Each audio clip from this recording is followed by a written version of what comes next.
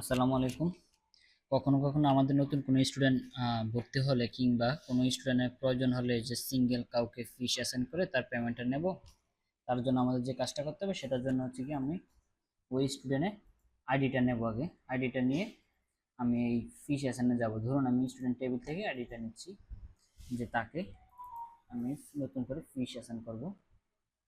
Finance finance থেকে assign ফিস থেকে যে ইন্ডিভিজুয়াল অ্যাসাইনমেন্ট এটাতে সিলেক্ট করবেন। সিলেক্ট করার পর আমি সিলেক্ট করলাম, তারপর ধরুন মান্থলি চার্জ এটা আমি ধরুন, যদিও আপনার শুরুতে এডমিশন ফিটা নেবেন।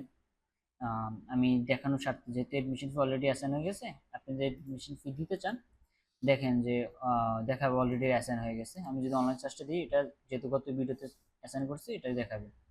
জানুয়ারি মাস দিলাম। এটা এটা সম্ভবত অ্যাসাইন হয় নাই, যার জন্য এটা দেখাচ্ছে। আমি আবারও করি, যে আবার সেম একজনকে দিলাম, ওনাকে দিলাম অ্যাসাইন ফিস। এই যে এখন দেখাচ্ছে যে অলরেডি অ্যাড করা হয়েছে।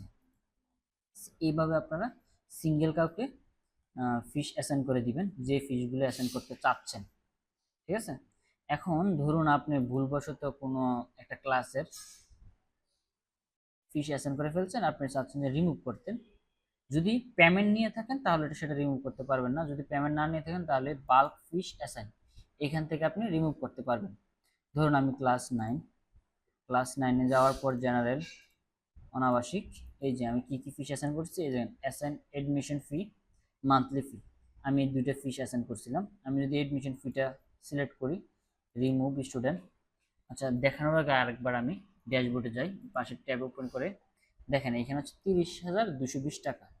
আর আমি যদি এখন রিমুভ করি, রিমুভ করার পর দেখেন এই যে ফিস রিমুভ ফ্রম 11 স্টুডেন্ট, 11 জনের সাকসেসফুলি ডিলিট করা হয়েছে। আমি যদি এখন রিফ্রেশ করি, এই যে টাকাটা রিমুভ হয়ে গেছে। এভাবে আপনারা কোনো ক্লাসের বাল্ক আকারে, মানে একসাথে পুরো ক্লাসের ফিসগুলো রিমুভ করে দিতে পারবেন, যেগুলো আপনাদের ভুলবশত কিংবা ডাবল হয়ে গেছে। ডাবল হওয়ার সম্ভাবনা থাকে না, ভুলবশত অন্য নামে যদি ফিস অ্যাসাইন করেন, যে আমি এক ক্লাসের ফিস আর এক ক্লাস অ্যাসাইন করে ফেলছি, সেই ক্ষেত্রে আপনি এভাবে রিমুভটা করতে পারবেন। ধন্যবাদ।